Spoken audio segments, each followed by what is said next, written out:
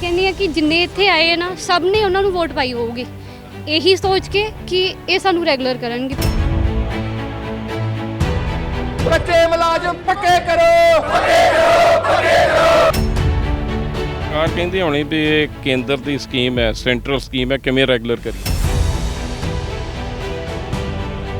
ਸੋ ਇੱਕ ਪੰਜਾਬ ਦੀ ਧੀ ਹੱਥ ਜੋੜ ਕੇ ਰਾਤ ਨੂੰ ਸਰਕਾਰ ਨੂੰ ਮਨ ਭਰ ਕੇ ਅਪੀਲ ਕਰ ਰਹੀ, ਸਾਡੀ ਸੁਣੋ। ਆਸ ਬਹੁਤ ਆ ਵੀ ਭਗਵੰਤ ਮਾਨ ਹੋਣੀ ਆਮ ਬੰਦਿਆਂ ਦੀ ਸੁਣਦੇ ਜ਼ਰੂਰ ਸੁਣਨਗੇ, ਪਰ ਜੋ ਸਾਨੂੰ ਮਿਲ ਰਿਹਾ ਉਹ ਵੀ ਖੋਇਆ ਜਾ ਰਿਹਾ ਜੀ ਸਾਡੇ ਤੋਂ। ਘਰਦਿਆਂ ਨੇ ਕਿਹਾ ਵੀ ਕੁੜੀ ਇਕੱਲੀ ਜਾ ਰਹੀ ਨਹੀਂ, ਆਏ ਤਾਂ ਮੇਰਾ 4 ਸਾਲ ਦਾ ਬੇਟਾ ਹੈਗਾ, ਉਹ ਫਸਟ ਟਾਈਮ ਰਹਿ ਰਿਹਾ ਇਕੱਲਾ ਹੈ ਨਾ, ਬਟ ਠੀਕ ਹੈ, ਆਪਦਾ ਵੀ ਫਿਊਚਰ ਵੇਖਣਾ ਸਰ।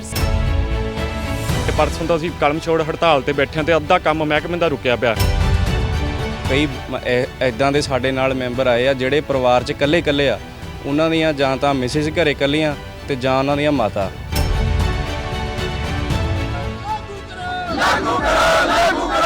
ਇੰਨੀ ਕੁ ਛੋਟੀ ਤਨਖਾਹ ਪਿੱਛੇ ਵੀ ਸਾਨੂੰ ਧਰਨਾ ਲਾ ਰਿਹਾ ਵੀ ਸਾਨੂੰ ਵੀ 2 ਮਹੀਨਿਆਂ ਤੋਂ ਤਨਖਾਹ ਨਹੀਂ ਮਿਲੀ ਜੀ, ਤੇ ਸਾਡੇ ਨਾਲ ਹਰੇਕ ਗੱਲ 'ਚ ਵਿਤਕਰਾ ਕਰਦੇ ਆ ਜੀ। ਤਾਂ ਸਾਡੀ ਜੇ ਤਨਖਾਹ ਜਿਹੜੀ ਸਮੇਂ ਸਿਰ ਪੈ ਜਾ ਕਰੇ, ਕਿਉਂਕਿ ਸਾਡੀ ਜਿਹੜੀ ਜੁਆਇਨਿੰਗ ਹੋਈ ਹੈ 2012 ਦੀ ਹੋਈ ਹੈ, ਤੇ ਮੈਂ ਤਾਂ ਦੇਖਿਆ ਨਹੀਂ ਵੀ ਕਿਸੇ ਸਾਲ ਦੇ ਵਿੱਚ ਸਾਨੂੰ 12 ਦੇ 12 ਮਹੀਨੇ 2 ਤਰੀਕ ਨੂੰ ਤਨਖਾਹ ਮਿਲ ਜੇ। ਲੱਗਦਾ ਨਹੀਂ ਕਿਤੇ ਪੰਜਾਬ ਨੂੰ ਕਹਿਣਾ ਪਊਗਾ ਵੀ ਇਹ ਪੰਜਾਬ ਨਹੀਂ ਬਿਰਧ ਆਸ਼ਰਮ ਬਣ ਗਿਆ। ਭਗਵੰਤ ਮਾਨ ਸਰਕਾਰ ਦੇ ਹਰੇਕ ਐਮਐਲਏ ਨੂੰ ਅਸੀਂ ਮੈਮੋਰੈਂਡਮ 2 ਮਹੀਨੇ ਹੋ ਗਏ ਪਹੁੰਚਾ ਰਹੇ ਹਾਂ, ਡੀਸੀਆਂ ਨੂੰ ਪਹੁੰਚਾ ਰਹੇ, ਪਰ ਸਾਡੀ ਕੋਈ ਸੁਣਵਾਈ ਨਹੀਂ ਹੋ ਰਹੀ। ਇਹਨਾਂ ਦੀ ਸਿਰਫ 4 ਤੋਂ 5 ਸਾਲ ਰਹਿ ਗਈ ਆਪਣੀ ਇਹਨਾਂ ਦੀ ਜੋਬ ਜੀ, ਤੇ ਨਾ ਇਹਨਾਂ ਦੀ ਪੈਨਸ਼ਨ ਆਈ, ਨਾ ਕੁਝ ਹੋਰ ਆਈ। ਇਹ ਇਦੋਂ ਆਪਦਾ ਫਿਊਚਰ ਕਿਵੇਂ ਮਹਿਸੂਸ ਕਰਨਗੇ ਜੀ। ਅੱਜ ਤੁਹਾਨੂੰ ਪੰਜਾਬ ਦੀ ਨੌਜਵਾਨੀ ਦਾ ਇੱਕ ਦਰਦਨਾਕ ਦ੍ਰਿਸ਼ ਦਿਖਾਵਾਂਗੇ। ਅਸੀਂ ਮੋਹਾਲੀ ਦੇ ਫੇਸ 6 ਦੇ ਨਾਲ ਲੱਗਦੇ ਦਾਰਾ ਸਟੂਡੀਓ ਦੇ ਨੇੜੇ ਇੱਕ ਖੇਤੀਬਾੜੀ ਵਿਭਾਗ ਦਾ ਦਫ਼ਤਰ, ਉੱਥੇ ਖੜ੍ਹੇ ਹਾਂ। ਰਾਤ ਦੇ ਤਕਰੀਬਨ 8:10 ਹੋਏ ਨੇ, ਔਰ ਇਹ ਜਿਹੜੇ ਨੌਜਵਾਨ ਮੁੰਡੇ ਤੇ ਕੁੜੀਆਂ ਤੁਸੀਂ ਦੇਖ ਰਹੇ ਜੇ, ਇਹ ਖੇਤੀਬਾੜੀ ਵਿਭਾਗ ਦੇ ਮੁਲਾਜ਼ਮ ਨੇ। ਇਹ ਜਿਹੜੇ ਮੁਲਾਜ਼ਮ ਨੇ ਇਹ ਆਪਣੇ ਘਰਾਂ ਤੋਂ ਇਹ ਮਿੱਥ ਕੇ ਆਏ ਨੇ ਵੀ ਆਪਣੀਆਂ ਤਨਖਾਹਾਂ ਲੈ ਕੇ ਤੇ ਆਪਣੀਆਂ ਨੌਕਰੀਆਂ ਪੱਕੀਆਂ ਕਰਵਾ ਕੇ ਇੱਥੋਂ ਜਾਵਾਂਗੇ। ਇੱਦਾਂ ਦੇ ਦ੍ਰਿਸ਼ ਪੰਜਾਬ ਨੂੰ ਪਿਛਲੇ 10-15 ਸਾਲਾਂ ਤੋਂ ਦੇਖਣੇ ਪੈ ਰਹੇ ਨੇ। ਕੋਈ ਟੈਂਕੀ ਤੇ ਚੜ੍ਹਿਆ, ਕੋਈ ਟਾਵਰ ਤੇ ਚੜ੍ਹਿਆ, ਕੋਈ ਕਹਿੰਦਾ ਮੈਂ ਮਰਨ ਵਰਤ ਰੱਖਣਾ, ਕੋਈ ਕਹਿੰਦਾ ਮੈਂ ਆਤਮ ਦਾ ਕਰਨਾ, ਤੇ ਕਈ ਤੇ ਨਹਿਰਾਂ 'ਚ ਛਾਲਾਂ ਮਾਰਨ ਲਈ ਵੀ ਮਜਬੂਰ ਨੇ। ਸੋ ਇਹ ਸਾਰੇ ਵਰਤਾਰੇ ਨੂੰ ਲੈ ਕੇ ਇੱਕ ਆਸ ਜਾਗੀ ਸੀ ਵੀ ਪੁਰਾਣਾ ਸਿਸਟਮ ਖਤਮ ਕਰੋ, ਨਵਾਂ ਸਿਸਟਮ ਲਿਆਓ। ਨਵਾਂ ਸਿਸਟਮ ਵੀ ਆ ਗਿਆ। ਭਗਵੰਤ ਸਿੰਘ ਮਾਨ ਪੰਜਾਬ ਦੇ ਮੁੱਖ ਮੰਤਰੀ ਬਣ ਗਏ ਨੇ। 42% ਪੰਜਾਬ ਦੇ ਲੋਕਾਂ ਨੇ ਆਮ ਆਦਮੀ ਪਾਰਟੀ ਨੂੰ ਵੋਟਾਂ ਪਾਈਆਂ ਤੇ 92 ਵਿਧਾਇਕ ਚੁਣ ਕੇ ਦਿੱਤੇ। ਵੈਸੇ ਹਾਲੇ 2 ਮਹੀਨੇ ਨਹੀਂ ਹੋਏ, ਸਰਕਾਰ ਕਰਨਾ ਵੀ ਬੜਾ ਕੁਝ ਚਾਹੁੰਦੀ ਹੈ। ਭਗਵੰਤ ਸਿੰਘ ਮਾਨ ਉਹਨਾਂ ਨੂੰ ਬਹੁਤ ਇਹ ਆਸ ਵੀ ਆ ਵੀ ਅਸੀਂ ਕਰਾਂਗੇ, ਔਰ ਬਹੁਤ ਉਹਨਾਂ ਨੇ ਵਾਅਦੇ ਵੀ ਕੀਤੇ ਨੇ। ਪਰ ਆਸ ਇਹ ਹੀ ਪੰਜਾਬ ਨੂੰ ਵੀ ਹੁਣ ਨੌਜਵਾਨੀ ਜਿਹੜੀ ਆ ਆਪਣੇ ਘਰਾਂ 'ਚ ਸੋਇਆ ਕਰੇਗੀ। ਸਾਡੀਆਂ ਧੀਆਂ ਭੈਣਾਂ ਜਿਹੜੀਆਂ ਨੇ ਉਹ ਰਾਤ ਨੂੰ ਘਾਹ 'ਤੇ ਜਾਂ ਖੁੱਲ੍ਹੇ ਮੈਦਾਨ 'ਚ ਆ ਕੇ ਨਹੀਂ ਬੈਠਣਗੀਆਂ, ਪਰ ਆਸ ਕਰਦੇ ਆ ਭਗਵੰਤ ਸਿੰਘ ਮਾਨ ਤੇ ਉਹਨਾਂ ਦੀ ਸਰਕਾਰ ਇਹਨਾਂ ਦੀ ਸੁਣਵਾਈ ਕਰੇ। ਪਹਿਲਾਂ ਤੁਹਾਨੂੰ ਅਸੀਂ ਇੱਕ ਦ੍ਰਿਸ਼ ਦਿਖਾਇਆ ਸੀ ਸਰਵਿਸ ਪ੍ਰੋਵਾਈਡਰ। 13,000 ਪੰਜਾਬ 'ਚ ਸਰਵਿਸ ਪ੍ਰੋਵਾਈਡਰ ਨੇ। ਉਹ ਕੰਮ ਅਧਿਆਪਕ ਦਾ ਕਰਦੇ ਨੇ, ਪਰ ਤਨਖਾਹ 11,000 ਹੈ। ਤੇ ਉਹਨਾਂ ਵਿੱਚੋਂ ਇੱਕ ਕੁੜੀ ਨੇ ਜਦੋਂ ਅਸੀਂ ਗੱਲ ਕਰ ਰਹੇ ਸੀ ਤੇ ਭੁੱਬਾਂ ਮਾਰਦਿਆਂ ਕਿਹਾ ਸੀ, ਹੁਣ ਤੇ ਅਸੀਂ ਖੁਦਕੁਸ਼ੀ ਵੀ ਨਹੀਂ ਕਰ ਸਕਦੀਆਂ ਕਿਉਂਕਿ ਸਾਡੇ ਨਿਆਣੇ ਵੱਡੇ ਹੋ ਗਏ ਨੇ। ਇਸ ਲਈ ਜੇ ਸਾਨੂੰ ਪੱਕਿਆਂ ਨਹੀਂ ਕਰਨਾ, ਜੇ 6 ਦੇ 36,000 ਤਨਖਾਹਾਂ ਨਹੀਂ ਦੇਣੀਆਂ ਤੇ ਸਰਕਾਰ ਲਾਈਨ 'ਚ ਖੜਾ ਕਰਦੇ ਤਾਂ ਮਾਰਦੇ ਗੋਲੀਆਂ, ਪਰ ਆਸ ਕਰਦੇ ਗੋਲੀਆਂ ਦੀ ਥਾਂ ਤੇ ਨੌਕਰੀਆਂ ਮਿਲਣਗੀਆਂ। ਪਹਿਲਾਂ ਤਾਂ ਇਹ ਦੱਸੋ ਤੁਹਾਡਾ ਮਾਮਲਾ ਕੀ ਹੈ? ਮਾਮਲਾ ਪਹਿਲਾਂ ਤਾਂ ਜੀ ਸਮਰ ਚੈਨਲ ਦਾ ਅਸੀਂ ਤਹਿ ਦਿਲੋਂ ਧੰਨਵਾਦ ਕਰਦੇ ਹਾਂ ਜਿਨ੍ਹਾਂ ਨੇ ਸਾਡੀ ਇਸ ਵੇਲੇ ਸਾਡੀ ਤੁਸੀਂ ਬਾਂਹ ਫੜੀ ਤੇ ਸਾਡੀ ਹੋਂਦ ਨੂੰ ਤੁਸੀਂ ਸਰਕਾਰ ਅੱਗੇ ਰੱਖਿਆ। ਮੈਂ ਪਹਿਲਾਂ ਇਹ ਗੱਲ ਕਹਿਣਾ ਚਾਹੁੰਦਾ ਵੀ ਜਿਹੜੇ ਆਪ ਦੇ ਜਿੰਨੇ ਵਿਧਾਇਕ ਮੰਤਰੀ ਉਹਨਾਂ ਨੂੰ ਸਾਡੀ ਹੋਂਦ ਬਾਰੇ ਹੀ ਨਹੀਂ ਪਤਾ ਵੀ ਇੱਕ ਕੋਈ ਆਤਮਾ ਸਕੀਮ ਐਗਰੀਕਲਚਰ ਡਿਪਾਰਟਮੈਂਟ 'ਚ ਇੱਕ ਕੰਟਰੈਕਟ ਬੇਸ ਤੇ ਚੱਲ ਰਹੀ ਆ। ਸਕੀਮ ਕੀ ਹੈ ਦੱਸੋ? ਇਹ ਸੈਂਟਰ ਦੀ ਸਕੀਮ ਹੈ ਜੀ, 60-40 ਤੇ ਚੱਲ ਰਹੀ ਹੈ ਜੀ। ਐਗਰੀਕਲਚਰ ਟੈਕਨੋਲੋਜੀ ਮੈਨੇਜਮੈਂਟ ਏਜੰਸੀ ਦਾ ਨਾਮ ਹੈ ਜੀ। ਇਹ 'ਚ ਸਾਡੇ ਦੇ ਵਿੱਚ 11 'ਚ ਭਰਤੀ ਹੋਈ ਸੀ, ਪੰਜਾਬ 'ਚ ਹੋਈ ਸੀ, 5-6 ਤੋਂ ਇਹ ਇੰਡੀਆ 'ਚ ਚੱਲੀ ਹੈ ਜੀ। ਉਸ ਤੋਂ ਬਾਅਦ ਸਾਡੇ 'ਚ 13 ਤੋਂ 14 'ਚ ਵੀ ਇਹਨਾਂ ਨੇ ਭਰਤੀ ਕੀਤੀ, ਪ੍ਰੋਪਰ ਚੈਨਲ ਥਰੂ ਕੀਤੀ ਹੈ ਜੀ। ਫਿਰ 17 'ਚ ਪ੍ਰੋਪਰ ਐਗਜ਼ਾਮ ਲੈ ਕੇ ਇਹਨਾਂ ਨੇ ਸਾਰੇ ਕੇਡਰ ਰੱਖੇ ਹੈ ਜੀ, ਜਿਸ 'ਚ ਮਿਨੀਮਮ ਕੁਆਲੀਫਿਕੇਸ਼ਨ BSc ਐਗਰੀਕਲਚਰ ਸੀ ਜੀ। ਤੇ ਸਾਡੀਆਂ ਜਿਹੜੀਆਂ ਹੁਣ ਤੁਸੀਂ ਡਿਮਾਂਡਾਂ ਦੀ ਗੱਲ ਕਰਦੇ ਹੋ, ਸਾਡੀਆਂ ਕੋਈ ਬਾਲੀਆਂ ਵੱਡੀਆਂ ਡਿਮਾਂਡਾਂ ਨਹੀਂ ਜਿਹੜੀਆਂ ਇਹ ਸਰਕਾਰ ਪੂਰੀਆਂ ਨਹੀਂ ਕਰ ਸਕਦੀ। ਇਹਦੀ ਸਾਡੀ ਕੋਈ ਡਿਮਾਂਡ ਹੀ ਹੈ ਨਹੀਂ। ਇਹ ਸਰਕਾਰ ਚਾਹੇ 5 ਮਿੰਟਾਂ 'ਚ ਸਾਡਾ ਮਸਲਾ ਹੱਲ ਕਰ ਸਕਦੀ ਆ। ਸਾਡੀਆਂ ਡਿਮਾਂਡਾਂ ਕੀ ਆ? ਸਾਨੂੰ 2 ਮਹੀਨਿਆਂ ਤੋਂ ਤਨਖਾਹਾਂ ਨਹੀਂ ਮਿਲੀਆਂ ਜੀ। ਇੰਨੇ ਬੈਠੇ ਪਰਿਵਾਰ ਜਿਹੜੇ ਤਨਖਾਹਾਂ ਤੇ। ਪਹਿਲਾਂ ਥੋੜਾ ਇਹ ਦੱਸੋ ਵੀ ਕਿਹੜਾ ਕਿਹੜਾ ਕੇਡਰ ਹੈ ਤੇ ਕੀ ਕੁਆਲੀਫਿਕੇਸ਼ਨ ਹੁੰਦਾ? ਸਾਡੇ ਵਿੱਚ ਹੀ ਮਤਲਬ ਕੇਡਰ ਹੈਗੇ ਜੀ, ATM assistant technology manager, BTM block technology manager, deputy project director, clerical staff ਵੀ ਆ, ਕੰਪਿਊਟਰ ਆਪਰੇਟਰ ਵੀ ਹੈ ਜੀ। ਉਹਨਾਂ ਦੀ ਮਿਨੀਮਮ ਕੁਆਲੀਫਿਕੇਸ਼ਨ ਜਿਹੜੇ ATM BTM PD DPD ਜਿਹਨਾਂ ਨੂੰ ਸ਼ਾਰਟ ਫਾਰਮ 'ਚ ਕਹਿੰਦੇ ਆ ਜੀ, ਉਹਨਾਂ ਦੀ ਮਿਨੀਮਮ ਕੁਆਲੀਫਿਕੇਸ਼ਨ BSc ਐਗਰੀਕਲਚਰ ਆ, ਜਿਹੜੇ 17 'ਚ ਭਰਤੀ ਹੋਈ ਸੀ। ਤੇ ਜਿਹੜੇ ਇਹਨਾਂ ਨੇ 14 'ਚ ਰੱਖੇ ਆ ਜੀ, ਇੱਕ ਇੰਟਰਵਿਊ ਲੈ ਕੇ ਪ੍ਰੋਪਰ ਅਖਬਾਰ 'ਚ ਦੇ ਕੇ, ਉਹਦੇ 'ਚ ਜਿਹੜੇ ਇਕੱਲੇ ATM ਸੀ ਉਹਨਾਂ ਦੀ ਇਹਨਾਂ ਨੇ ਕੁਆਲੀਫਿਕੇਸ਼ਨ ਮਿਨੀਮਮ 12th ਰੱਖੀ ਸੀ। ਉਹਦੇ ਵਿੱਚ ਵੀ ਖੇਤੀਬਾੜੀ ਵਿਸ਼ਾ ਲਾਜ਼ਮੀ ਸੀ ਤੇ ਉਹਨਾਂ ਨੂੰ ਪਹਿਲ ਤੇ ਪ੍ਰੈਫਰੈਂਸ ਦਿੱਤੀ ਸੀ ਇਹਨਾਂ ਨੇ ਵੀ ਪਹਿਲਾਂ ਜਿਨ੍ਹਾਂ ਕੋਲੇ +2 'ਚ ਖੇਤੀਬਾੜੀ ਵਿਸ਼ਾ ਉਹਨੂੰ ਪ੍ਰੈਫਰੈਂਸ ਪਹਿਲ ਤੇ ਦਿੱਤੀ ਜਾਊਗੀ। ਤੇ ਉਦੋਂ ਬਾਅਦ ਬਾਕੀ ਸਾਰੇ ਸਾਡੇ ਟੈਕਨੀਕਲ ਬੰਦੇ ਸਾਰੇ, ਕੋਈ ਉਹ ਬੰਦਾ ਹੈ ਨਹੀਂ ਜੀ। ਆਪਾਂ ਉਹ ਕਦੇ ਤਨਖਾਹਾਂ ਸਾਨੂੰ ਕਿਹੜੀਆਂ ਮਿਲਦੀਆਂ? ਜਿਹੜੇ ਮੰਨ ਲਓ ATM ਅਸਿਸਟੈਂਟ ਟੈਕਨੋਲੋਜੀ ਨੇ ਉਹਨਾਂ ਨੂੰ ਕੋਈ 28-30 ਹਜ਼ਾਰ ਮਿਲਦੀ ਹੈ ਜੀ। ਜਿਹੜੇ BTM ਮੈਨੂੰ ਹੀ ਤੋਂ ਲਾ ਲਓ 36-37 ਹਜ਼ਾਰ ਮਿਲਦੀ ਹੈ ਜੀ। ਜਿਹੜੇ ਇਸ ਵਰਗ 'ਚ ਰੈਗੂਲਰ ਮੁਲਾਜ਼ਮ ਨੇ ਉਹਨਾਂ ਨੂੰ ਕਿੰਨੀ ਮਿਲਦੀ? ਉਹਨਾਂ ਦਾ ਤਾਂ ਤੁਸੀਂ ਲਾ ਲਓ 2.5 ਲੱਖ ਤਨਖਾਹਾਂ ਜਿਹੜੇ। ਜੇ ਆ ਸਾਡੇ ਡਾਇਰੈਕਟਰ ਸਾਹਿਬ ਦੀ ਗੱਲ ਕਰਕੇ ਇਹਨਾਂ ਦੀ ਮੈਨੂੰ ਲੱਗਦਾ ਘੱਟੋ ਘੱਟ 2-2.5 ਲੱਖ ਪਲੱਸ ਤਨਖਾਹ। ਉਹ ਤੇ ਡਾਇਰੈਕਟਰ ਨੇ ਤੁਹਾਡੇ ਕੇਡਰ ਦੇ। ਸਾਡੇ ਹੋਰ ਸਟਾਫ ਵੀ ਹੈਗੇ ਜਿਹੜੇ ADO ਸਟਾਫ ਆ, ਉਹਨਾਂ ਦਾ ਵੀ 80 ਜਿਹੜੇ ਨਵੇਂ ਲੱਗੇ ਆ, 17 ਚ ਆਏ 18 ਚ ਆਏ ਸੀ, ਉਹਨਾਂ ਦੀ ਅੱਜ ਦੇ ਟਾਈਮ 80,000 ਪਲੱਸ ਤਨਖਾਹ ਹੋ ਚੁੱਕੀ ਹੈ ਜੀ। ਤੇ ਅਸੀਂ 5 ਸਾਲਾਂ ਤੋਂ ਜਿਹੜੇ ਸਾਡੇ ਪੁਰਾਣੇ ਵੀ ਉਹ ਵੀ 40-42 ਹਜ਼ਾਰ ਦੀ ਹਜੇ ਤੱਕ ਫਿਰ ਉਹ ਵੀ ਅਸੀਂ ਧਰਨਾ ਲਾ ਰਹੇ ਹਾਂ। ਇੰਨੀ ਕੁ ਛੋਟੀ ਤਨਖਾਹ ਪਿੱਛੇ ਵੀ ਸਾਨੂੰ ਧਰਨਾ ਲਾ ਰਿਹਾ ਵੀ ਸਾਨੂੰ ਵੀ 2 ਮਹੀਨਿਆਂ ਤੋਂ ਤਨਖਾਹ ਨਹੀਂ ਮਿਲੀ ਜੀ। ਤੇ ਸਾਡੇ ਨਾਲ ਹਰੇਕ ਗੱਲ 'ਚ ਵਿਤਕਰਾ ਕਰਦੇ ਆ ਜੀ। ਇਨਕਰੀਮੈਂਟ ਲਾਉਣ 'ਚ ਵੀ ਵਿਤਕਰਾ ਕਰਦੇ, ਉਹਦੇ ਵਾਸਤੇ ਵੀ ਸਾਨੂੰ ਇਨਕਰੀਮੈਂਟ ਰੈਗੂਲਰ ਮਿਲਦੀ ਤੁਹਾਨੂੰ? ਇਨਕਰੀਮੈਂਟ ਸਾਨੂੰ ਰੈਗੂਲਰ ਨਹੀਂ ਮਿਲ ਰਿਹਾ। ਸਾਨੂੰ ਪਿਛਲੇ 2 ਸਾਲਾਂ ਤੋਂ ਇਹਨਾਂ ਨੇ ਕੋਈ ਇਨਕਰੀਮੈਂਟ ਨਹੀਂ ਦਿੱਤਾ ਤੇ ਬੰਦ। ਇਨਕਰੀਮੈਂਟ ਸਾਨੂੰ ਸਿਰਫ 10% ਦਿੰਦੇ ਆ, ਸਾਨੂੰ ਉਹ 'ਚ ਕੋਈ ਸਾਡਾ ਫਿਊਚਰ ਸਰਕਾਰੀ ਮੁਲਾਜ਼ਮਾਂ ਨੂੰ ਮਿਲਦੀ ਉਹ ਨਹੀਂ ਮਿਲਦੀ ਨਾ ਸਾਨੂੰ TADA ਮਿਲਦਾ ਜੀ, ਨਾ ਸਾਨੂੰ ਕੋਈ ਸਾਡਾ ਫਿਊਚਰ ਪਲਾਨ ਨਹੀਂ। ਆ ਸਾਡੇ ਹੁਣ BTM ਸਾਡੇ ਰਿਸਪੈਕਟਡ ਸਰ, ਇਹਨਾਂ ਦਾ ਫਿਊਚਰ ਮੈਨੂੰ ਇਹ ਨਹੀਂ ਲੱਗ ਰਿਹਾ ਇਹਨਾਂ ਦਾ ਫਿਊਚਰ ਕਿਵੇਂ ਪ੍ਰੋਟੈਕਟ ਹੈਗਾ ਜੀ। ਇਹਨਾਂ ਦੀ ਸਿਰਫ 4 ਤੋਂ 5 ਸਾਲ ਰਹਿ ਗਈ ਆਪਣੀ ਇਹਨਾਂ ਦੀ ਜੌਬ ਜੀ, ਤੇ ਨਾ ਇਹਨਾਂ ਦੀ ਪੈਨਸ਼ਨ ਆਈ ਨਾ ਕੁਝ ਹੋਰ ਆਈ। ਇਹ ਇਦੋਂ ਆਪਦਾ ਫਿਊਚਰ ਕਿਵੇਂ ਮਹਿਸੂਸ ਕਰਨਗੇ ਜੀ? ਕਿੱਥੋਂ ਆਏ ਤੁਸੀਂ? ਤਲਵੰਡੀ ਸਾਬੋ ਤੋਂ ਆਏ। ਕਿੰਨੀ ਏਜ ਤੁਹਾਡੀ? ਏਜ ਹੈਗੇ 54 ਸਾਲ ਹੈ ਜੀ। ਕਿਹੜੀ ਪੋਸਟ ਲੱਗੇ? BTM ਜੀ ਬਲਾਕ ਟੈਕਨੋਲੋਜੀ ਮੈਨੇਜਰ। ਸੈਲਰੀ ਕਿੰਨੀ? ਸੈਲਰੀ ਤਾਂ ਕਿਹੜੀ 40-42 ਹਜ਼ਾਰ ਰੁਪਈਆ। ਕੀ ਮੰਗ ਕੀ ਆ? ਮੰਗ ਤਾਂ ਇਹੀ ਹੈ ਜੀ, ਇੱਕ ਤਾਂ ਸਾਡੀ ਜੇ ਤਨਖਾਹ ਜਿਹੜੀ ਸਮੇਂ ਸਿਰ ਪੈ ਜਾ ਕਰੇ, ਕਿਉਂਕਿ ਸਾਡੀ ਜਿਹੜੀ ਜੁਆਇਨਿੰਗ ਹੋਈ ਹੈ 2012 ਦੀ ਹੋਈ ਹੈ। ਤੇ ਮੈਂ ਤਾਂ ਦੇਖਿਆ ਨਹੀਂ ਵੀ ਕਿਸੇ ਸਾਲ ਦੇ ਵਿੱਚ ਸਾਨੂੰ 12 ਦੇ 12 ਮਹੀਨੇ 2 ਤਰੀਕ ਨੂੰ ਤਨਖਾਹ ਮਿਲ ਜੇ। ਸਾਨੂੰ ਮਤਲਬ ਕਿ 4 ਕਿਸ਼ਤਾਂ ਦੇ ਵਿੱਚ ਤਨਖਾਹ ਮਿਲਦੀ ਹੈ, 3-3 ਮਹੀਨਿਆਂ ਦੀ ਮਿਲਦੀ ਹੈ ਸਾਰੇ ਸਾਲ ਦੇ ਵਿੱਚ। ਤੇ ਉਹ ਜਿਹੜੇ 3 ਮਹੀਨੇ ਸਾਡਾ ਵਿਚਲਾ ਗੈਪ ਹੁੰਦਾ ਉਹ ਸਾਨੂੰ ਪਤਾ ਵੀ ਅਸੀਂ ਕਿਵੇਂ ਕੱਟਦੇ ਹਾਂ। ਤੇ ਤਾਂ ਹੀ ਜਿਹੜੀ ਨੌਜਵਾਨ ਪੀੜ੍ਹੀ ਹੈ ਇਹ ਆਈਲੈਟਸ ਕਰਕੇ ਬਾਹਰ ਜਾ ਰਹੀ ਹੈ। ਤੇ ਸਾਡਾ ਵੀ ਰੋਣ ਨਿਕਲਦਾ ਜਦੋਂ ਅਸੀਂ ਘਰ ਦੇ ਵਿੱਚ ਦੋਨੇ ਮੀਆਂ ਬੀਵੀਆਂ। ਤੇ ਅੱਜ ਵੀ ਮਤਲਬ ਕਿਹਦਾ ਜੀ ਕਰਦਾ ਵੀ ਘਰੋਂ ਛੱਡ ਕੇ ਇੱਥੇ ਆਵੇ ਇਸ ਉਮਰ ਦੇ ਵਿੱਚ 55 ਸਾਲ ਦੀ ਉਮਰ ਦੇ ਵਿੱਚ 90 ਦੇ ਵਿੱਚ BSc ਐਗਰੀਕਲਚਰ ਕੀਤੀ ਹੋਈ ਹੈ। ਤੇ ਜਿਹੜੇ ਬੰਦੇ ਸਾਡੇ ਨਾਲ ਦੇ BSc ਕਰਕੇ ਉਹਨਾਂ ਦੇ ਕਰਮ ਹੈਗੇ ਉਹਨਾਂ ਦੀ ਤਨਖਾਹ 2-2 ਲੱਖ ਰੁਪਏ। ਤੁਹਾਨੂੰ ਲੱਗਦਾ ਵੀ ਹੁਣ ਪੰਜਾਬ ਦੀ ਜਵਾਨੀ ਆਈਲੈਟ ਪੜ੍ਹਨੋਂ ਛੱਡ ਦੇਗੀ ਭਗਵੰਤ ਮਾਨ ਦੀ ਸਰਕਾਰ ਆ ਗਈ? ਨਹੀਂ ਛੱਡੇਗੀ ਜੀ, ਮੈਨੂੰ ਤਾਂ ਨਹੀਂ ਲੱਗਦਾ ਵੀ ਛੱਡੇਗੀ। ਮੇਰੇ 2 ਬੱਚੇ ਨੇ, ਦੋਨੇ ਆਈਲੈਟਸ ਕਰਕੇ ਬਾਹਰ ਗਏ ਹੋਏ ਨੇ। ਤੇ ਸਾਡਾ ਵੀ ਰੋਣ ਨਿਕਲਦਾ ਜਦੋਂ ਅਸੀਂ ਦੋਨੇ ਜੀ ਘਰੇ ਬੈਠੇ ਹੁੰਦੇ ਹਾਂ ਇਸ ਉਮਰ ਦੇ ਵਿੱਚ। ਤੇ ਉਹ ਮੈਨੂੰ ਵੀ ਸਾਨੂੰ ਵੇਖ ਕੇ ਹੀ ਮਤਲਬ ਕਿ ਬੇਰੁਜ਼ਗਾਰੀ ਵੇਖ ਕੇ ਗਏ ਹੈ। ਉਹ ਕਹਿੰਦੇ ਵੀ ਅਸੀਂ ਨਹੀਂ ਇੱਥੇ ਰਹਿਣਾ, ਸਾਡੇ ਪਸੰਦ ਨਹੀਂ ਹੈਗਾ।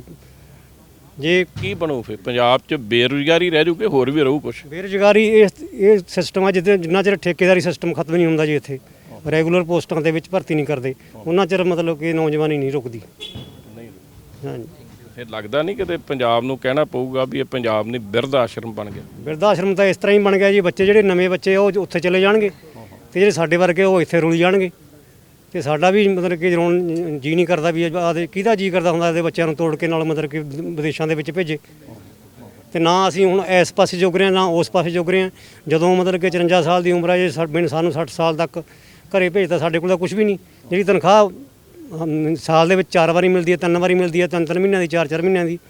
ਤੇ ਜਦੋਂ ਸਾਨੂੰ ਇੱਥੋਂ 58 ਸਾਲ ਤੋਂ ਘਰੇ ਭੇਜਦਾ, ਉਹ ਬੱਚੇ ਆਪਦੇ ਉੱਥੇ ਐਸ਼ ਕਰਨਗੇ, ਅਸੀਂ ਇੱਥੇ ਰੁਲੀ ਜਾਵਾਂਗੇ। ਸੋ ਇੱਕ ਦੁਖਾਂਤ ਹੈ ਬਹੁਤ ਵੱਡਾ ਵੀ ਬੱਚੇ ਆਈਲੈਟਸ ਪੜ੍ਹਦੇ ਨੇ ਤੇ ਜਹਾਜ਼ਾਂ 'ਚ ਚੜ੍ਹਦੇ ਨੇ, ਔਰ ਪੇਰੈਂਟਸ ਜਿਹੜੇ ਨੇ ਉਹ ਕਰਜ਼ੇ ਚੱਕ ਕੇ ਤੇ ਨਿਆਣੇ ਜਿਗਰ ਦੇ ਟੁਕੜੇ ਮੈਂ ਕਹੂੰਗਾ ਉਹਨਾਂ ਨੂੰ ਵੱਢ ਕੇ ਕੱਟ ਕੇ ਤੇ ਦਿੱਲੀ ਦੇ ਹਵਾਈ ਅੱਡੇ 'ਤੇ ਛੱਡ ਦਿੰਦੇ ਨੇ। ਤੁਸੀਂ ਕਿੱਥੋਂ ਆਏ?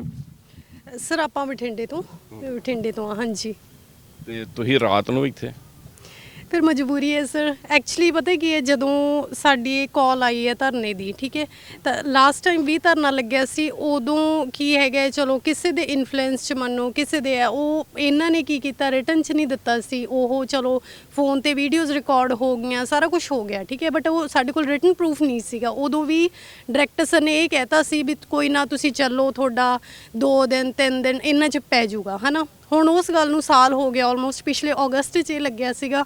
ਹੁਣ ਆਹ ਤੁਸੀਂ ਮੰਨ ਕੇ ਚਲੋ ਇਹ ਮਈ ਹੋ ਗਈ ਹੈਗੀ ਹੈ, ਹਜੇ ਤੱਕ ਵੀ ਅੱਜ ਵੀ ਡਾਇਰੈਕਟਰ ਸਰ ਆਏ ਸੀਗੇ, ਉਹ ਕਹਿੰਦੇ ਕੋਈ ਨਾ ਤੁਸੀਂ ਜਾਓ, ਆਪਾਂ ਪਾ ਦਾਂਗੇ ਹੈ ਨਾ। ਤਾਂ ਅਸੀਂ ਕੀ ਹੈਗੇ, ਜਦੋਂ ਆਪਾਂ ਜਿਵੇਂ ਆਪਣੇ ਡਿਸਟ੍ਰਿਕਟ 'ਚੋਂ ਚੱਲੇ ਸੀਗੇ ਤਾਂ ਇਹ ਸੋਚ ਕੇ ਚੱਲੇ ਸੀ ਵੀ ਜਾਂ ਤਾਂ ਰਿਟਨ 'ਚ ਦੇਣ ਵੀ ਹਾਂ ਹੈ ਨਾ ਹੈ, ਜਾਂ ਫਿਰ ਕੀ ਹੈਗੇ ਵੀ ਮਤਲਬ ਰਿਟਨ 'ਚ ਦੇ ਦੇਣ ਵੀ ਯੈਸ ਹੈ ਕਿ ਨੋ ਹੈ, ਕਿਉਂਕਿ ਜੇ ਐਟਲੀਸਟ ਨੋ ਵੀ ਕਹਿੰਦੇ ਤਾਂ ਕੋਈ ਫਰਦਰ ਪ੍ਰੋਸੀਡਿੰਗ ਤਾਂ ਹੋਵੇ ਨਾ ਉਸ ਚੀਜ਼ ਦੀ।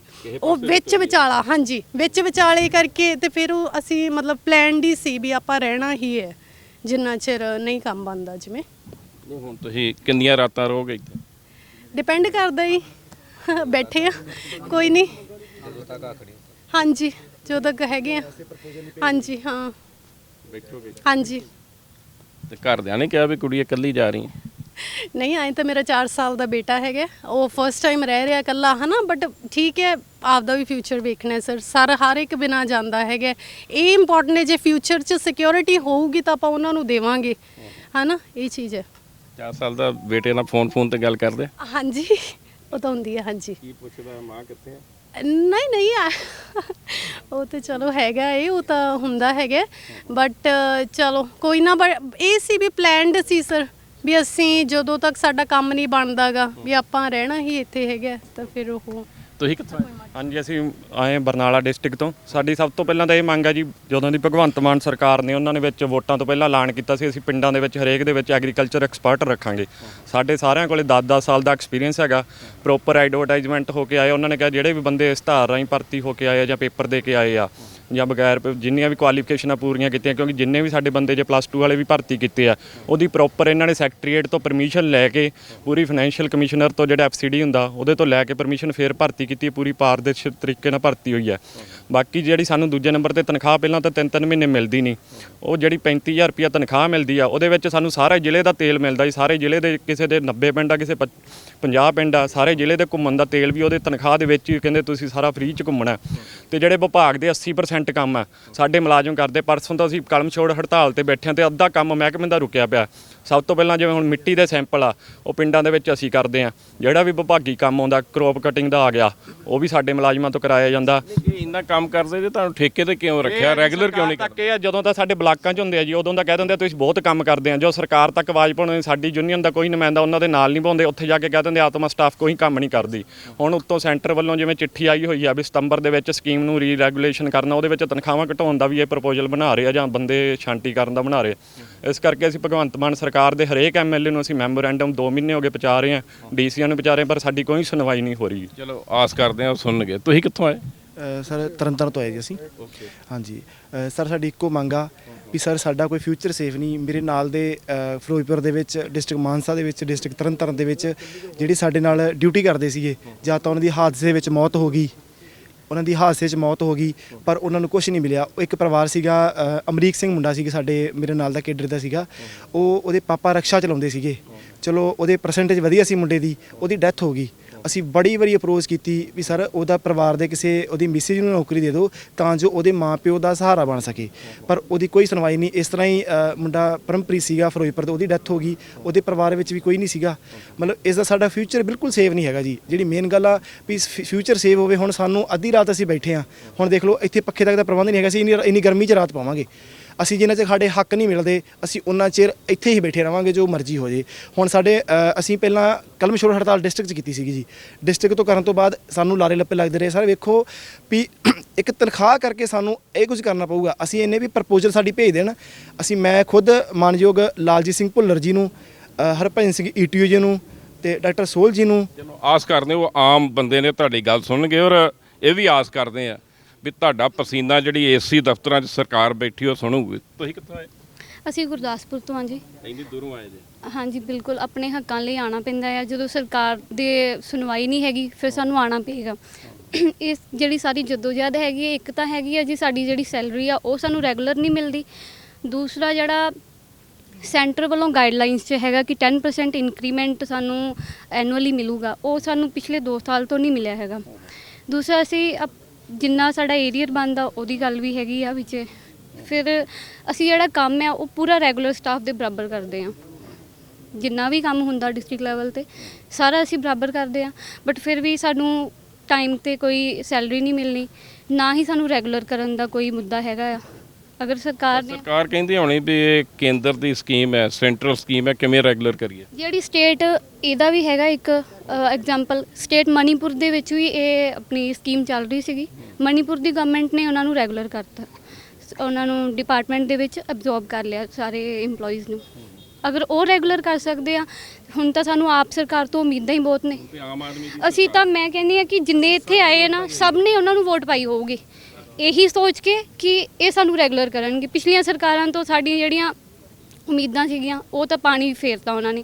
ਹੁਣ ਇਹਨਾਂ ਤੋਂ ਉਮੀਦ ਹੈਗੀ ਹੈ ਕਿ ਇਹ ਸਾਨੂੰ ਪੱਕੇ ਕਰ ਦੇਣ, ਤੇ ਅਸੀਂ ਇਹਨਾਂ ਨੂੰ ਰਿਕੁਐਸਟ ਕਰਦੇ ਹਾਂ ਹੱਥ ਜੋੜ ਕੇ ਵੀ ਸਾਡੇ ਫਿਊਚਰ ਬਾਰੇ ਸੋਚਿਆ ਜਾਵੇ। ਅਗਰ ਤੁਸੀਂ ਆਉਣ ਵਾਲੀ ਜਨਰੇਸ਼ਨ ਦਾ ਸੋਚ ਰਹੇ ਹੋ ਕਿ ਉਹ ਬਾਹਰ ਨਾ ਜਾਵੇ, ਕਾਈਂਡਲੀ ਸਾਡੇ ਵੱਲੋਂ ਵੀ ਸੋਚੋ ਕਿ ਜਿਹੜੇ ਹੈਗੇ ਆ ਡਿਪਾਰਟਮੈਂਟ 'ਚ ਉਹਨਾਂ ਦਾ ਵੀ ਫਿਊਚਰ ਸੇਫ ਹੋਵੇ। ਸਾਨੂੰ ਡਿਪਾਰਟਮੈਂਟ 'ਚ ਚਾਹੇ ਮਰਜ ਕਰਨ, ਚਾਹੇ ਕਿਸੇ ਵੀ ਤਰੀਕੇ ਸਾਨੂੰ ਰੈਗੂਲਰ ਕਰਨ, ਤਾਂ ਜੋ ਸਾਨੂੰ ਵੀ ਸਾਰੀਆਂ ਸਹੂਲਤਾਂ ਮਿਲਣ। ਅਸੀਂ ਅਗਰ ਕੰਮ ਕਰਦੇ ਹੈਗੇ ਬਰਾਬਰ, ਸਾਨੂੰ ਫਿਰ ਰਾਈਟ ਹੈਗਾ ਸਾਡਾ ਕਿ ਫੈਸਿਲਿਟੀਜ਼ ਵੀ ਸਾਰੀਆਂ ਮਿਲਣ।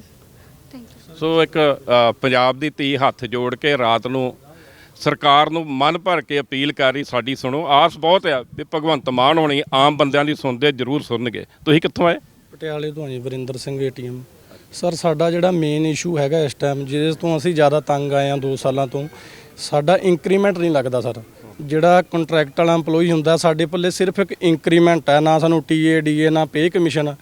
ਇੰਕਰੀਮੈਂਟ ਲੱਗਦਾ ਸਾਡਾ ਸਾਲਾਨਾ ਵਾਧਾ ਜਿਹੜਾ ਹੁੰਦਾ, ਉਹ ਇੰਕਰੀਮੈਂਟ ਲਾਉਣਾ ਹੁੰਦਾ ਸਾਡਾ FCD ਸਾਹਿਬ ਤੋਂ ਅਪਰੂਵਲ ਹੁੰਦਾ ਜੀ। FCD ਸਾਹਿਬ ਨੇ ਪਿਛਲੇ ਸਾਲ ਮੀਟਿੰਗ ਹੋਈ ਸੀ, ਅਪਰੂਵਲ ਦੇ ਦਿੱਤੀ ਵੀ ਇਹਨਾਂ ਦਾ 10% ਇੰਕਰੀਮੈਂਟ ਲਾ ਦਿੱਤਾ ਜਾਏ ਆਤਮਾ ਸਟਾਫ ਦਾ। ਅਪਰੂਵਲ ਮਿਲ ਗਈ, ਡਾਇਰੈਕਟਰ ਸਾਹਿਬ ਨੇ ਲਾਉਣਾ ਸੀ, ਇਹਨਾਂ ਨੇ। ਤੁਸੀਂ ਮੈਨੂੰ ਲੱਗਦਾ ਛੋਟੀਆਂ ਗੱਲਾਂ ਕਰ ਰਹੇ ਜੇ। ਇੰਕਰੀਮੈਂਟ ਤੋਂ ਕੀ ਲੈਣਾ ਜਿੰਨਾ ਤੇ ਤੁਸੀਂ ਰੈਗੂਲਰ ਨਹੀਂ ਹੋਏ, ਤੇ ਤੁਹਾਡਾ ਫਿਊਚਰ ਕੀ ਹੈ? ਸਰ ਜਦੋਂ ਰੈਗੂਲਰ ਕਰਨਗੇ ਚਲੋ ਤਾਂ ਸਰਕਾਰ ਦੀ ਪਾਲਿਸੀ ਆਊਗੀ, ਉਹਦੇ ਨਾਲ ਹੋ ਜਾਾਂਗੇ ਅਸੀਂ, ਪਰ ਜੋ ਸਾਨੂੰ ਮਿਲ ਰਿਹਾ ਉਹ ਵੀ ਖੋਇਆ ਜਾ ਰਿਹਾ ਜੀ ਸਾਡੇ ਤੋਂ। ਹੁਣ ਅਸੀਂ ਰੈਗੂਲਰ ਹੁਣ ਪਿੱਛੇ ਆਪਣਾ ਇੰਕਰੀਮੈਂਟ ਤਾਂ ਨਹੀਂ ਸਰ ਛੱਡ ਸਕਦੇ। ਜਿਹੜਾ ਸਾਡਾ ਸਾਲਾਨਾ ਜਿੰਨੀ ਕੁ ਮਹਿੰਗਾਈ ਵੱਧਦੀ ਹੈ, ਇੰਕਰੀਮੈਂਟ ਸਾਡਾ ਲੱਗ ਜਾਂਦਾ, ਉਹ ਬੈਲੈਂਸ ਜਿਹਾ ਬਣਿਆ ਰਹਿੰਦਾ ਜੀ ਖਰਚਿਆਂ ਦੇ ਵਿੱਚ। ਹਾਂਜੀ ਹਾਂਜੀ, ਕਵਰ ਹੋ ਜਾਂਦਾ। ਬੱਚਿਆਂ ਦੀ ਸਕੂਲ ਦੀ ਫੀਸ, ਜਿਉਂ ਬੰਦਾ ਕਬੀਲਦਾਰੀ 'ਚ ਵੱਧਦਾ ਜਾਂਦਾ, ਖਰਚੇ ਵੱਧਦੇ ਜਾਂਦੇ ਨੇ ਬੰਦੇ ਦੇ। ਇਹ ਚੱਕਰ ਆ ਸਾਡਾ ਸਰ। ਇੰਕਰੀਮੈਂਟ ਦਵਾਇਆ ਜਾਏ, ਔਰ ਸਾਡਾ 1.5 ਪੌਣੇ 2 ਲੱਖ ਵਿਭਾਗ ਵੱਲ ਸਾਡਾ ਬਕਾਇਆ ਖੜਿਆ, ਉਹ ਵੀ ਨਹੀਂ ਦਿੱਤਾ ਗਿਆ ਸਾਨੂੰ। ਉਹ ਵੀ ਉਹਦੀ ਅਪਰੂਵਲ ਵੀ FCD ਸਾਹਿਬ ਵੱਲੋਂ ਪਾਸ ਹੋ। ਆਸ ਕਰਦੇ ਹਾਂ ਜੂਨ 'ਚ ਭਗਵੰਤ ਮਾਨ ਦੀ ਸਰਕਾਰ ਨੇ ਬਜਟ ਪੇਸ਼ ਕਰਨਾ, ਸ਼ਾਇਦ ਤੁਹਾਡੀ ਕੋਈ ਗੱਲ ਬਣ ਜਾਏ। ਤੁਸੀਂ ਕਿੱਥੋਂ ਆਏ? ਸਰ ਮੈਂ ਬਠਿੰਡਾ ਤੋਂ। ਹਾਂਜੀ। ਤੇ ਕਦੋਂ ਦੇ ਤੁਸੀਂ ਜੌਬ ਕਰ ਰਹੇ? ਸਰ ਮੈਂ 2017 ਦੇ ਵਿੱਚ ਪ੍ਰੋਪਰ ਚੈਨਲ ਦੇ ਥਰੂ ਜਦੋਂ ਐਗਜ਼ਾਮ ਹੋਇਆ ਸੀ ਉਹਦੇ ਥਰੂ ਜੁਆਇਨ ਕੀਤਾ ਸੀਗਾ ਬਠਿੰਡਾ ਬਲਾਕ 'ਚ। ਹਾਂਜੀ ਸਰ। ਤੇ ਕਿੰਨੀ ਸੈਲਰੀ ਹੈ?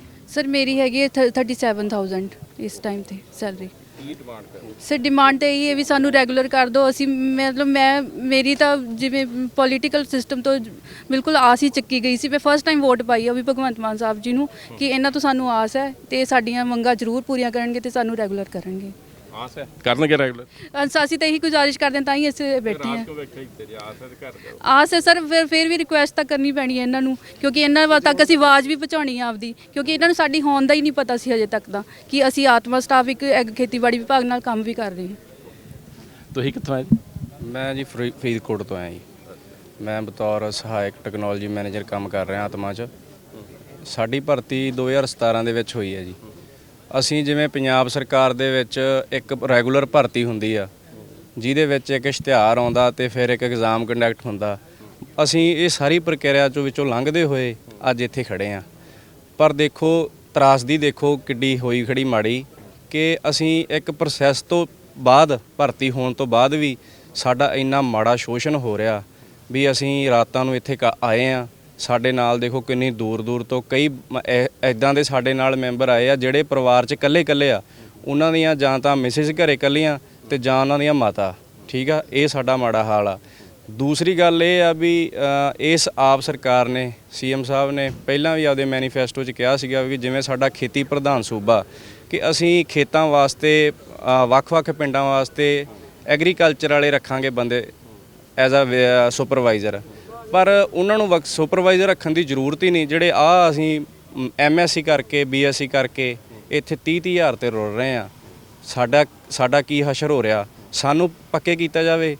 ਇੱਥੇ ਸਬ ਇੰਸਪੈਕਟਰ ਦੀਆਂ 400 ਤੋਂ ਉੱਪਰ ਅਸਾਮੀਆਂ ਖਾਲੀ ਪਈਆਂ ਜਿਹਦੇ ਤੇ ਸਾਨੂੰ ਆਰਾਮ ਨਾਲ ਰੈਗੂਲਰ ਕਰ ਸਕਦੇ ਆ ਸੀ ਕਲਾਸ ਦੇ ਵਿੱਚ। ਉਹਨਾਂ ਨੂੰ ਕੋਈ ਦਿੱਕਤ ਪਰੇਸ਼ਾਨੀ ਨਹੀਂ ਕਿਉਂਕਿ ਅਸੀਂ ਤਾਂ ਇੱਕ ਖੁਦ ਪੇਪਰ ਦੇ ਕੇ ਆਏ ਹੋਏ ਆ ਨਾ। ਸਾਨੂੰ ਇੱਕ ਜਾਂ ਤਾਂ ਹੁੰਦਾ ਇੱਕ ਆਊਟਸੋਰਸਿੰਗ, ਅਸੀਂ ਪੇਪਰ ਦੇ ਕੇ ਆਏ ਹੋਏ ਆ।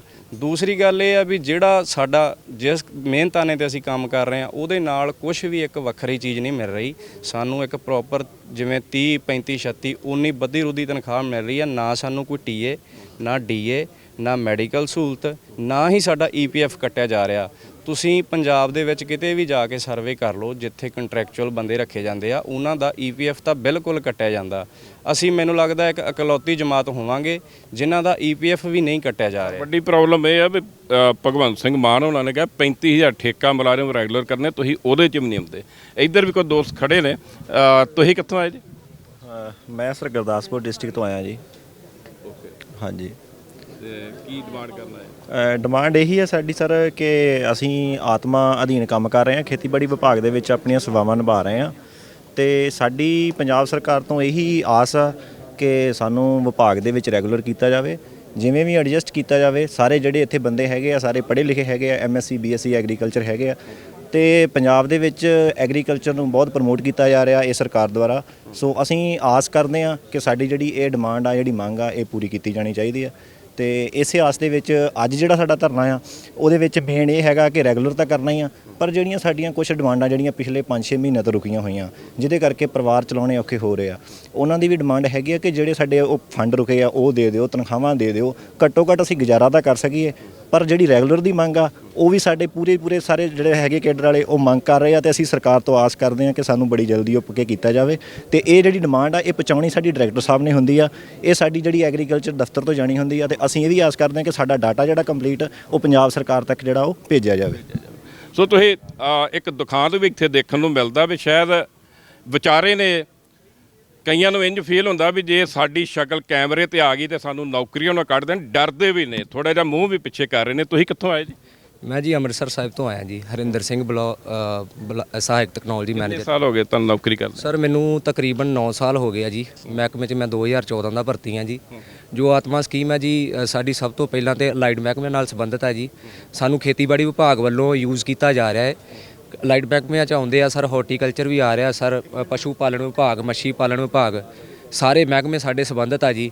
ਸਿਰਫ ਖੇਤੀਬਾੜੀ ਮਹਿਕਮੇ ਵੱਲੋਂ ਹੀ ਸਾਨੂੰ ਮਤਲਬ ਇੱਕ ਲੇਬਰ, ਪੜ੍ਹੀ ਲਿਖੀ ਲੇਬਰ ਸਮਝ ਕੇ ਯੂਜ਼ ਕੀਤਾ ਜਾ ਰਿਹਾ ਸਰ। ਜਿਸ ਤਰ੍ਹਾਂ CM ਸਾਹਿਬ ਨੇ ਹੁਣ ਝੋਨੇ ਦੀ ਸਿੱਧੀ ਬਿਜਾਈ ਦੇ ਸੰਬੰਧ ਵਿੱਚ ਉਹ ਲੈਟਰ ਕੱਢੀ ਹੋਈ ਹੈ ਕਿ ਜਿਹੜਾ ਕਿਸਾਨ ਆਪਣਾ ਬਿਜਾਈ ਕਰੇਗਾ ਉਸ ਨੂੰ 1 ਏਕੜ ਤੇ 1500 ਰੁਪਇਆ ਦਿੱਤਾ ਜਾਏਗਾ।